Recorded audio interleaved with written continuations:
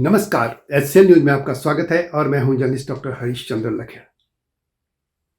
Gorkha regiment को लेकर जो खबरें आ रही हैं वो डरावनी है। लगता है कि भारत की मोदी सरकार ने नेपाल से जो गोरखा रेजिमेंट में भर्ती हो रहे थे उनके दरवाजे अब बंद करने का फैसला कर लिया।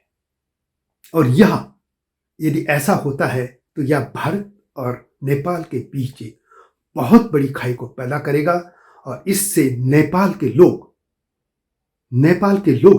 यानी गोरखा जो भारतीय सेना में भर्ती होते हैं वो चीन की सेना में भर्ती होने के लिए चले जाएंगे, यानी पूरी तरह से नेपाल चीन के पाले में चले जाएगा। और पहले से भारत पर यह आरोप लगता है कि वहां की राजशाही को खत्म करने में भारत का रोल रहा है। और खासतौर पर एक किताब आई थी जो रॉ के स्पेशल निदेशक थे अमर भूषण इनसाइड नेपाल, उसमें उन्होंने साफ तौर पर लिखा है कि भारत का रोल इस तरीके से रहा है कि राजवंश को खत्म करने में उसके लिए सोनिया गांधी और राजीव गांधी जिम्मेदार है। राजीव गांधी और सोनिया गांधी एक बार नेपाल की यात्रा पर गए और पशुपतिनाथ मंदिर जो काठमांडू में है वहां सोनिया गांधी भी जाना चाहती थी, राजीव गांधी तो जाना चाहते थे। तो मंदिर परिषद ने या जो प्रशासन है उन्होंने सोनिया गांधी को ईसाई होने के कारण अनुमति नहीं दी। इससे सोनिया भी तिलमिला गई थी और राजीव गांधी भी। और इससे सोनिया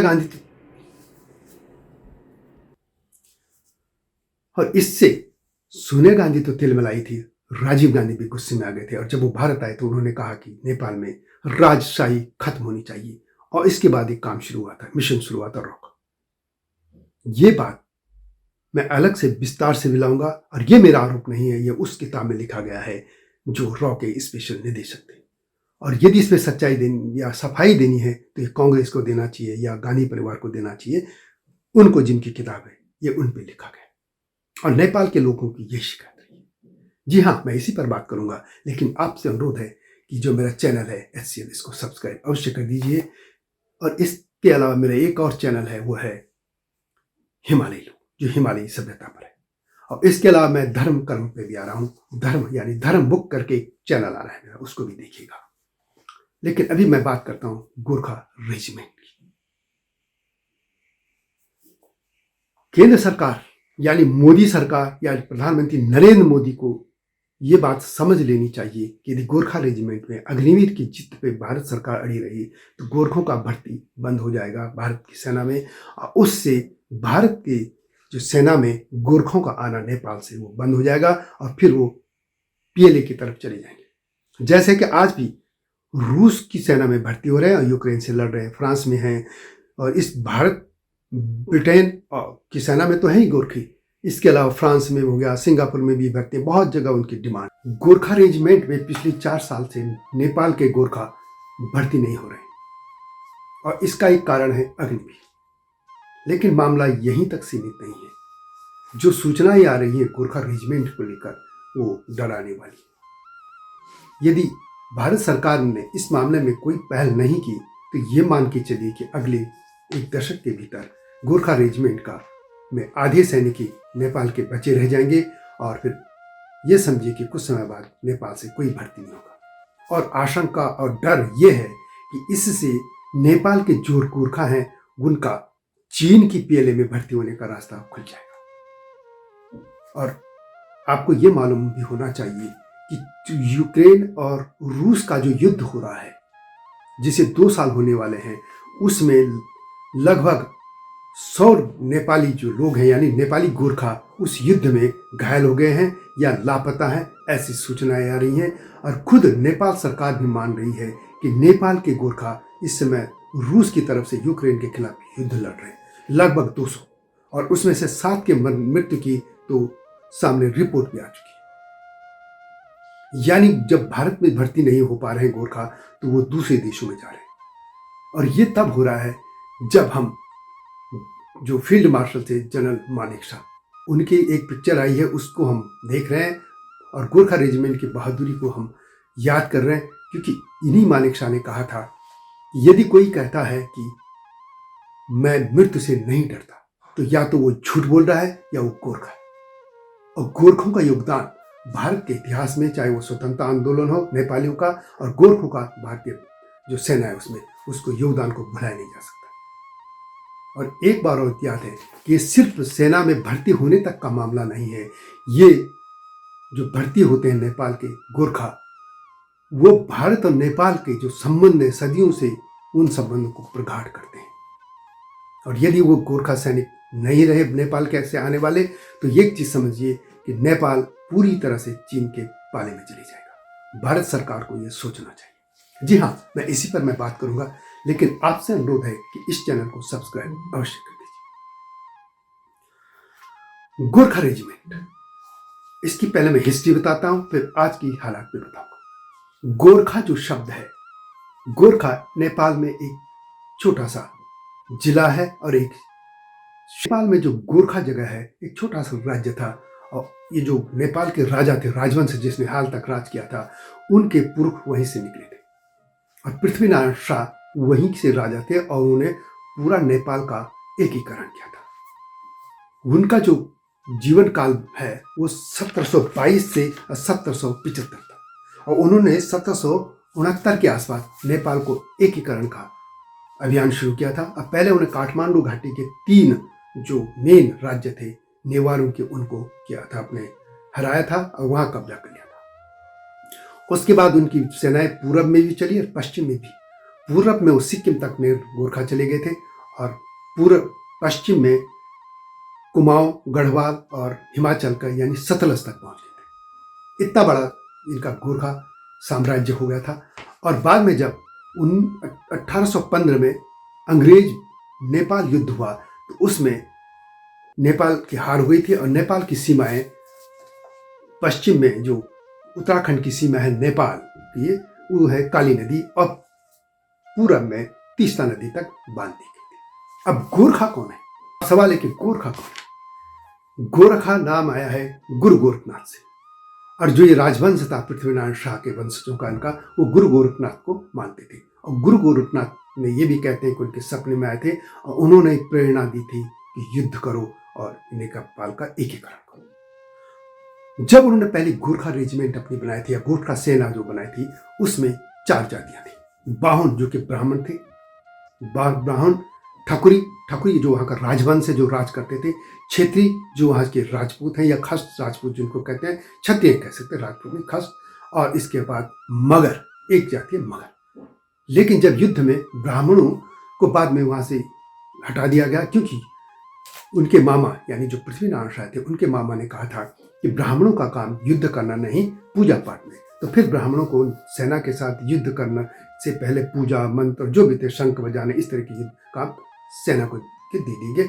लेकिन उनके साथ एक और जाति गुरु, यानी इस तरह से गोरखा जो उनकी बटालियन बनी थी, पहली या सेना बनी थी, उसमें कई उनकी बटालियन थी। ब्रिटिशर्स की तरह से पैटर्न उन्होंने डेवलप की थी अपनी सेना, और उसमें आ गए थे ठकुरी, खस क्षेत्री, मगर और गुरु, 4। और इन चारों की जो जातियां थी उन्होंने कहर बरपा दिया था। बाद में और भी जातियां हैं, लेकिन मुख्य तौर थी। ब्रिटिशर्स ने जब देखा, युद्ध हुए थे और उन्हें ब्रिटिश सेना को बहुत नुकसान पहुंचा है, तो उन्होंने देखा कि यार ये सैनिक बहुत काम के हैं। और फिर उन्हें अपनी सेना में, जब नेपाल 1815 में ब्रिटिशर्स के साथ संधि हुई, तो उधर दार्जिलिंग से लेके सिक्किम का तक का ये सब बोला, यानी तीस्ता से पूरब का इलाका और काली नदी से पश्चिम में पश्चिम का इलाका ब्रिटिशर्स के पास आ गया, बाकी नेपाल रह गया। तो एक संधि में हुआ था कि गोरखा यानी नेपाल के जो लोग हैं वो भी ब्रिटिश सेना में शामिल हो गए। उसके बाद जब भारत आजाद हुआ 1947, तो उसमें 3 त्रिपक्षीय संधि हुई थी, ब्रिटिशर्स यानी ब्रिटेन और भारत और नेपाल। उसमें यह था कि जो गोरखा लोग हैं नेपाल के, वो भारतीय सेना और ब्रिटिशर्स की सेना में भर्ती हो सकेंगे। और जो गोरखा रेजिमेंट थी या गोरखा ब्रिगेड भी कहते हैं, उनका डिवीजन हुआ था।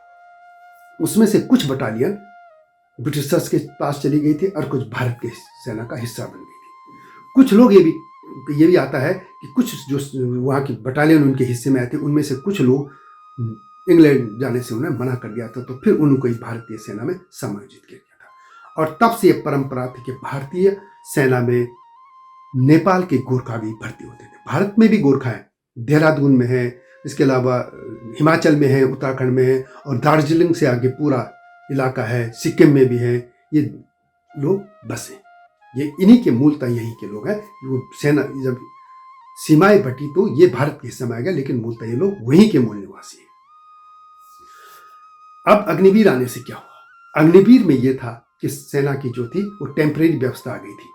जो भर्ती होने थे उसके बाद उनको कुछ समय बाद घर भेज देना था, और उसमें 25% मुख्य सेना में स्थायी सैनिक बनाना था। गोरखा रेजिमेंट को लेकर फिर नेपाल ने कहा कि ये संधि तो आपने एक तरफा भारत से कहा कि ये संधि कैसे बदल दी। संधि में ये था कि नेपाल के स्थायी सैनिक आएंगे, और भारत सरकार ने इस पर कुछ उनको जवाब नहीं दिया। और इसके बाद 4 साल से, बीच में कोविड काल भी आया था, भर्ती भारत में ही बंद हो गई थी उन दिनों।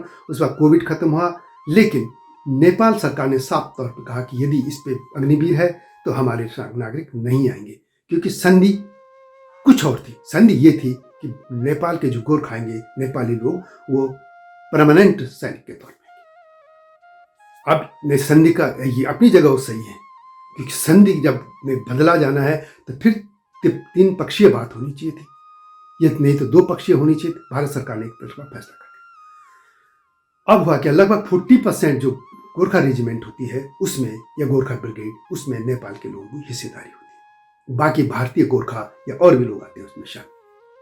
अब ये नहीं हुआ तो 4 साल से बंद हो गई। अब 4 साल से वैकेंसियां जो थी उसको, उनकी जगह खाली। तो आपको याद एक और भी बता दूं कि जो नेपाल के सेना अध्यक्ष होते हैं वो भारतीय सेना के मानद जनरल भी होते हैं, और भारतीय सेना के जो सेना अध्यक्ष हैं आर्मी के, वो नेपाल की सेना के मानद अध्यक्ष भी होते हैं। वहाँ के जो प्रभु शर्मा है वो भारत की सेना के मानद अध्यक्ष हैं, और यहाँ के जो मनोज पांडे हैं वो नेपाली सेना के मानद अध्यक्ष हैं। इतना इनका एक संबंध बना के रखा गया। यानी दोनों सेनाएं कभी आमने सामने कैसे आ सकती हैं जब दोनों के जनरल एक दूसरे के मानद अध्यक्ष हैं। ये रिश्ते खून के संबंधों से भी ज्यादा एक परिवार जैसे थे, सांस्कृतिक संबंध थे। लेकिन अब नेपाल में क्या हो रहा है, भारतीय जो सेना में गोरखा नेपाल के आने बंद हो गया, और उनकी जगह ये बात आ रही है कि गढ़वाली, कुमाऊनी या नगा जो रेजिमेंट में भर्ती होते हैं लोग, उनको इसमें डाला जा रहा है। लेकिन गोरखों के लिए वो जगह अभी खाली रखी गई है, और यह भी कहा जा रहा है कि यदि गोरखे नहीं है तो उनको दूसरों को वो सीट भेजी जाएगी। लेकिन ऐसा क्यों? क्या भारत सरकार के लिए सिर्फ सैनिक ही चाहिए? क्या वो संबंध नहीं है जो भारत और नेपाल के थे? और एक बात और आपको बता दूं, नेपाल में राजवंश खत्म होने के लिए भी जिम्मेदार जैसे भारत को माना जाता है। आपको ये मालूम होगा, एक पुस्तक आई थी रॉ के स्पेशल निदेशक थे अमर भूषण, उनकी पुस्तक है इनसाइड नेपाल। उस किताब में यह कहा गया है कि एक बार राजीव गांधी प्रधानमंत्री थे जब नेपाल यात्रा पे गए थे, और काठमांडू स्थित जो भगवान पशुपतिनाथ का मंदिर है वहां पे वो भी जाना चाहते थे, और सोनिया गांधी भी। सोनिया गांधी को नहीं जाने दिया गया। ये उस किताब के हवाले से मैं कह रहा हूँ। और सोनिया गांधी को इसलिए नहीं जाने दिया कि वो गैर हिंदू थी, क्योंकि आप जानते हैं कि वो ईसाई है। ये उनके देश का मामला, किसको जाने देना नहीं जाने देना मैं इस बहस में नहीं पड़ा, लेकिन ये घटना इतिहास है, मैं उसको बता रहा हूँ। जो इस किताब में लिखा गया मैं नहीं कह रहा। और फिर उसके बाद सोनिया गांधी गुस्से में तिलमिला गई थी, और राजीव गांधी भी नाराज हो गए थे। और कहा जाता है, उस किताब का दावा है कि राजीव गांधी ने आते ही भारत में कहा कि नेपाल में राजवंश खत्म होना चाहिए। उसके बाद पूरी हिस्ट्री यह है कि माओवादी आ गए। और अब आप बताइए, माओवादी, तो ये कथा है, वैसे एक अलग से मैं डिटेल में लाऊंगा, इस पर बात करूंगा। नेपाल के लोगों में पहले से गुस्सा है, जो वहां पर दोबारा राजशाही को लाने की बात कर रही है, हिंदू राष्ट्र का खत्म कर दिया, उसके लिए एक जिम्मेदार ठहरा जाता है राजीव गांधी और सोनिया गांधी उस किताब में। और लोग भी नेपाल के यही लिखते हैं। भारत सरकार भी इस पे मौन रहती है। अब माओवादियों की आने बात क्या हो, माओवादियों ने अपने जो 4 सूत्री मांग थी उसमें जब राजशाही की बात हो रही थी तो उन्होंने कहा था कि भारत की जो सेना है गोरखा रेजिमेंट, उसमें नेपाल के नागरिकों को भर्ती नहीं करने दिया जाए। लेकिन जैसे वो सत्ता में आए, वहां राजशाही खत्म होगी, तो वो व्यवहारिकता समझ गए, क्योंकि उससे लोगों को रोजगार मिलता था, दोनों देशों के संबंध कैसे थे, और रेवेन्यू भी आता था। ये चीजें वो समझ गए, क्योंकि विपक्ष में रह के कुछ भी बोलना अलग चीज़ है, और जब आप सरकार में आ जाते तो थोड़ा सा आप पे दायित्व भी आ जाता है। लेकिन जब सरकारें आती गई तो आपको याद होगा कि वहाँ पे थे जो ओली आए थे, केपीएस ओली, आपको याद होगा कि वो पूरे चीन के पाले में चले गए थे। उसके बाद स्थितियां बदली जो भी है, लेकिन नेपाल में एक बहुत बड़ा वर्ग है जो चीन का समर्थक है। सरकारें वहां पे पहले ही उस विचारधारा में रहती हैं जो चीन के निकट है, और नेपाली कांग्रेस जो भारत के निकट होती थी वो पहले ही कमजोर हो चुकी है। ऐसे में एक बहाना, एक तो पहले भी हुआ था जो 2015 में जब उन्होंने वहां पे भारत ने वहां पे ये माना गया कि भारत ने वहां पे जो बंदी कर दी थी, वहां पे कोई भी आवाजाही बंद कर दी थी वाहनों की, तो उनको खाने पीने की राशन की चीजें नहीं जा पाई। हालांकि वहाँ मधेसी आंदोलन था जो भी अलग था, लेकिन उसके लिए दोषी वो अपने भारत को ठहराते कि वो हमें भूखे मरने के लिए भारत ने छोड़ दिया था, और उससे वो चीन की तरफ जाने लग गए।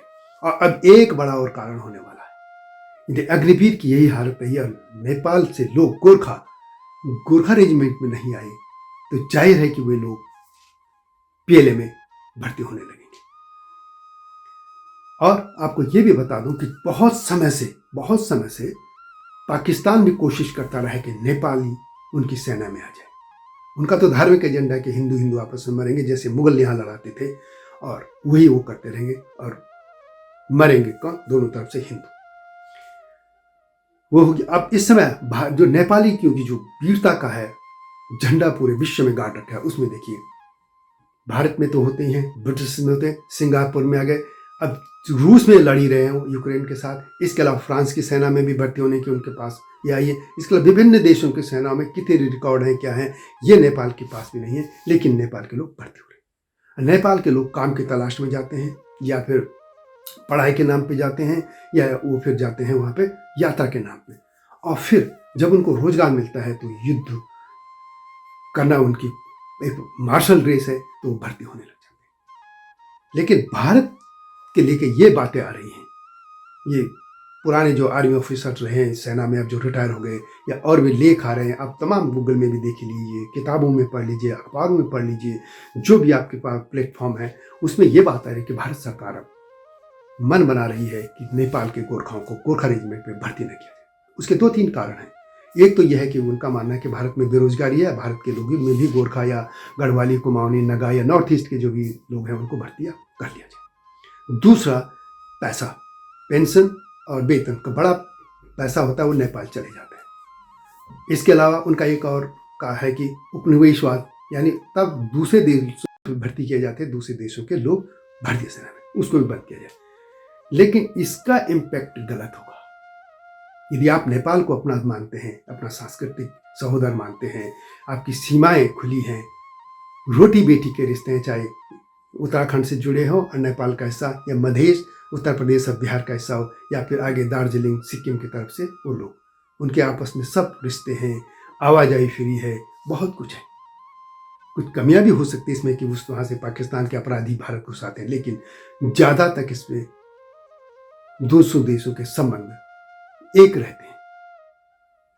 लेकिन यदि ऐसा हुआ तो नेपाल के लोग फिर चीन की सेना में भर्ती होने लगेंगे, और चीन बहुत समय से कोशिश करता रहा है पहले से ही कि नेपाल के लोग उनकी सेना में भर्ती हो, क्योंकि मृत्यु दूसरे देश का दूध मर जाएगा, इस तरह की उनकी क्या लेना, उनको तो मजे मजे रहेंगे, उनके लोग बचे रहेंगे, नेपाल के लोग मरते रहेंगे। लेकिन भारत के लोग इस चीज को नहीं समझ रहे हैं कि ये पूरी तरह से नेपाल भारत से फिर कटता चला जाएगा। इसे भारत के जो भी नीति निर्धारक लोग हैं, सत्ता में हैं, जो भी हैं, उनको इस पर पुनर्विचार करना चाहिए कि नेपाल के लोग भारत में भर्ती होते रहें। जहां तक पैसे की बजट की बात है, तो आप 85 करोड़ लोगों को मुफ्त में खाना भी तो दे रहे हो, तब आपका खजाने में कम नहीं हो रहा है। और जो लोग आपके लिए जान देते हैं, जान देते रहे हैं, उनको यदि आप पेंशन देते हैं, उनको आप वेतन देते हैं और भी देते हैं, तो आखिर यहाँ आपका जो खजाना है वो संकुचित क्यों हो गया? ये सोचने की बात होगी। और आप लोगों को भी, जो लोग हैं, इस पर कमेंट से लिखिए, आपसे अनुरोध है। और मेरा ये मानना है कि जो गोरखों की भारत के लिए त्याग बलिदान रहा है, और जो इतने बहादुर हैं कि मानेक शॉ ने कहा था, मैं दोबारा रिपीट कर रहा हूं कि यदि कोई कहता है कि वो मृत्यु से या मौत से नहीं डरता तो या तो झूठ बोल रहा है वो गोरखा। इस चीज को ध्यान में रखिएगा। कमेंट में उससे लिखिएगा कैसी वीडियो लगी। मिलता हूँ नए विषय के साथ, लेकिन अभी गोरखाओं पे बहुत आएगा कि गोरखा में जो एक मैंने पुस्तक का उल्लेख किया उस पर भी आप देखते रहिए। कमेंट में अवश्य लिखिएगा। इस तर्कों के साथ, इतिहास के साथ कुछ चीजें छूट गई होंगी, नई वीडियो आ जाएगी, उसमें ऐड करूंगा। जल्दी मिलता हूँ, तब तक जय हिमालय, जय भारत। हिमालय पे पेड़ हो तो गीत गाएंगी नदियाँ, गीत गाएंगी नदियाँ। पेड़ों पे चिड़िया है तो गीत गाएंगी नदियाँ, पेड़ों पे चिड़िया है तो गीत गाएंगी नदियाँ। माँ की लोरी जैसे होते हैं नदियों के गीत।